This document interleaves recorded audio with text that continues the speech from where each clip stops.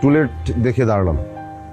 এই যে আমার ভ্যান, এটার উপর আমার সব কিছু আছে। এক খারুশ বাড়িওয়ালা আজকে আমাকে বাসা থেকে বের করে দিয়েছে। আমার অপরাধ হচ্ছে যে আমার গার্লফ্রেন্ড গিয়েছিল আমার বাসায় আর কফি খেয়েছিল। কিন্তু আমরা তো ব্যাচেলর ভাড়া দিব না। কেন ব্যাচেলর ভাড়া দিবেন না কেন? ব্যাচেলররা কি চোর নাকি ডাকাত?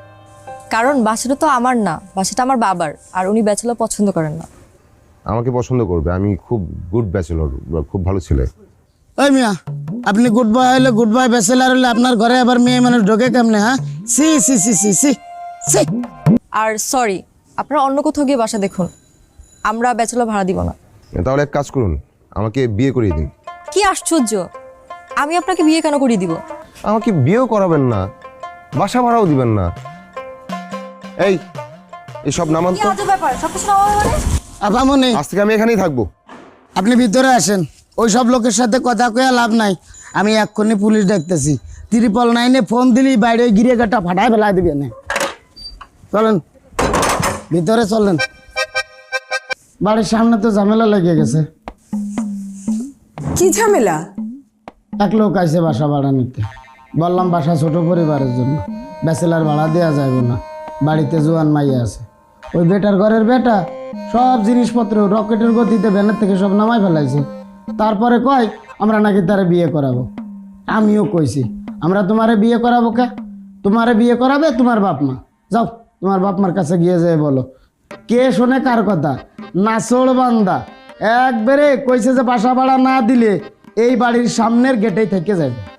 দেখেছ, এই জন্য আমি ব্যাচেলার পছন্দ করি না। তুমি কে বাবা? আন্টি, আমি সাফায়েত।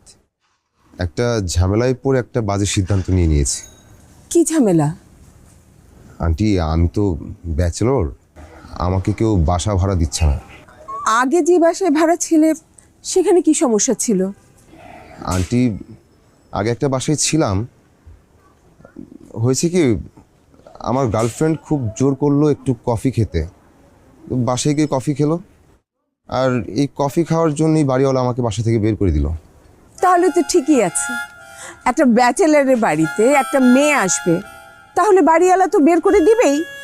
আন্টি, আপনাদের তো একটা রুম ফাঁকা আছে, প্লিজ আমাকে ভাড়া দিয়ে দেন না। আমি কথা দিচ্ছি আন্টি, আমার তো ব্রেকআপ হয়ে গেছে, আর কোনোদিন কোনো মেয়ে কফি খেতে আসবে না। যে ছেলে বাসার সামনে জিনিসপত্র নামিয়ে সারাদিন বসে থাকতে পারে, সে আরও অনেক কিছু করতে পারে। আমি বাসা ভাড়া দেবো না। আচ্ছা কনা, আমরা যদি বাসায় ব্যাচেলার ভাড়া দিই